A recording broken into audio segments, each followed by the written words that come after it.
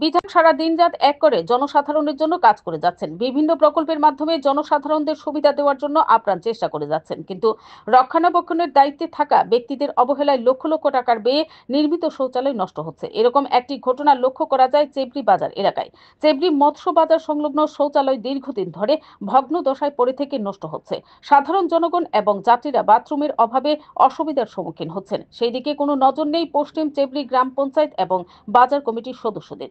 দীর্ঘদিন ধরে বাজারে কিছু কিছু ব্যবসায়ী পঞ্চায়েতে যোগাযোগ করা সত্ত্বেও সমাধান হয়নি। তাই চেবড়ি বাজারের ব্যবসায়ী বৃন্দদের বক্তব্য, এই ভগ্নদশা অবস্থায় পড়ে থাকা শৌচালয়টি সংস্কারের প্রয়োজনীয় ব্যবস্থা গ্রহণ করার জন্য, পাশাপাশি বাজারের পানীয় জলের সমস্যাগুলো সমাধানের ব্যবস্থা করার দাবি জানিয়েছেন তারা। Bureau report, BTV Tripura news. দুই বছর এটা বাংলা ভিতরে একদম বৃষ্টি দিছে। তোমার এই জলের ব্যবস্থা নাই, এই তোমার মহিলা দাঁড়ায় মানুষের ফাঁকানা হচ্ছে পড়ে লাগে না, ভিতরে ফাঁকানা হচ্ছে ভর্তি দিছে, ব্যবহার করা যায় না। দাঁড়ায় ওই দরজা নিজেকে ফেচাপ করে অনেকে সুযোগ আর নাই, আর আছে না আছে ওদের আপনার নাই মনে আর নাই। একটি আরেকটা এটার পাশনে একটা আছে, এটা জঙ্গল ভরে রয়েছে, এটা জঙ্গল ভরে রয়েছে, এটাও অকেজ হয়ে রয়েছে।